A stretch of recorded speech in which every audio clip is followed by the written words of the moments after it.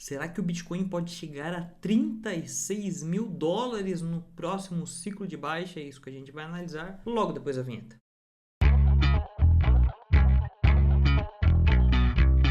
Salve galera, como é que vocês estão? Para quem não me conhece, meu nome é Fernando Pereira. Sou trader, analista profissional, criador do setup de VAP. E nesse vídeo nós vamos analisar duas coisas. Primeiro, se o Bitcoin já fez um topo. Segundo, se ele pode cair até 36 mil dólares. É isso mesmo que você ouviu? Vamos para o gráfico. Há mais ou menos um mês e meio atrás, quando o Bitcoin fez topo aqui em 123 mil dólares, eu fiz um vídeo aqui para vocês falando que eu acreditaria que o Bitcoin ia antecipar um topo do mercado, que nós começaríamos a cair enquanto o S&P 500, Nasdaq e as principais bolsas dos Estados Unidos subiriam sozinhas. Pois bem, passou-se um mês e meio desse vídeo e o S&P 500 subiu sozinho. Nas últimas 6 semanas vimos 6% de alta no S&P 500, enquanto o Bitcoin amarga uma queda de 12%.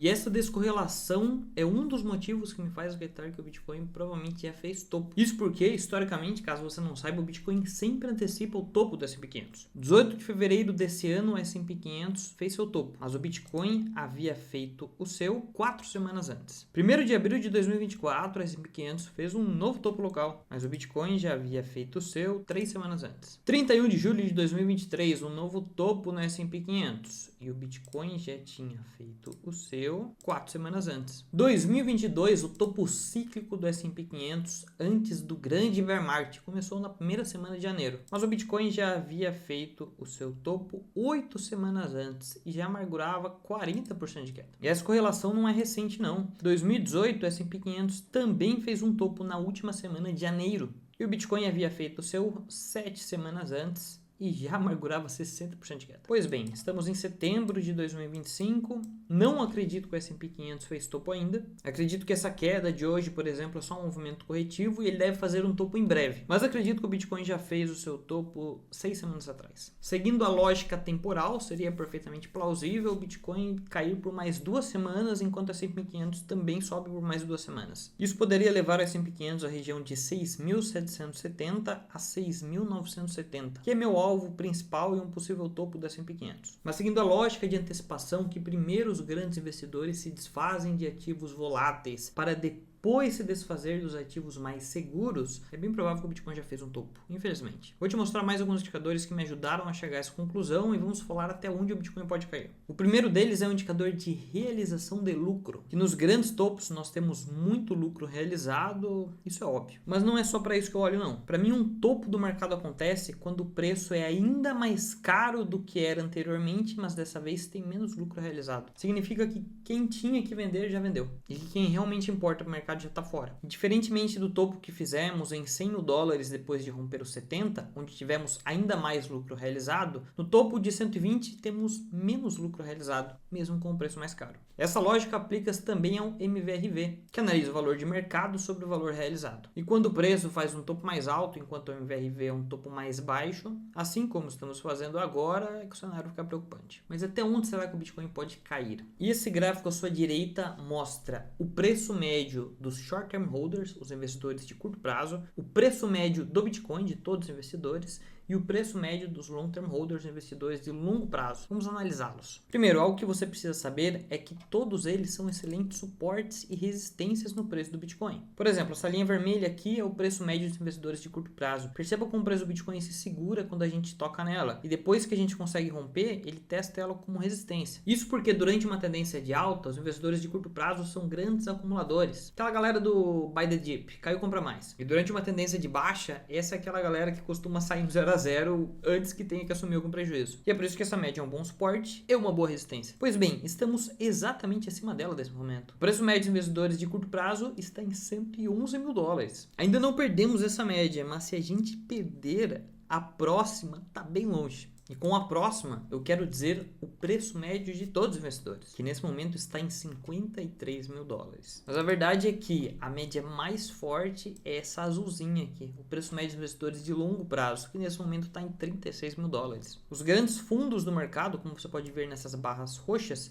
aconteceu quando a gente perdeu todas essas médias. Mas a verdade é que quando a gente chega no preço médio dos investidores de longo prazo, ali a gente já está muito próximo do fundo. Sempre foi assim. E um ponto é, em todos os bear markets, nós chegamos nesses 3 preços, ou perdemos eles. Dito isso, não seria tão loucura assim pensar que a gente poderia repetir esse cenário. Mas aí já é uma análise muito apocalíptica e eu vou evitar ela por hora. Vamos fingir que ela simplesmente não existe e olhar para o gráfico. Uma das melhores formas de traçar alvos para um ativo é pegar o último movimento que ele faz antes de reverter e espelhar esses alvos para baixo. Fazendo isso no Bitcoin, nesse momento, temos um primeiro alvo em 104 mil dólares, um segundo em 99, terceiro 91, quarto 86, quinto 78 mil dólares. Os 2 alvos mais importantes, no meu ponto de vista, nesse momento, é o segundo alvo, o alvo de 99 mil dólares, e o último, em 78 mil dólares. Ou seja, estaríamos falando de mais 9% de queda e, se perder, mais 28% de queda.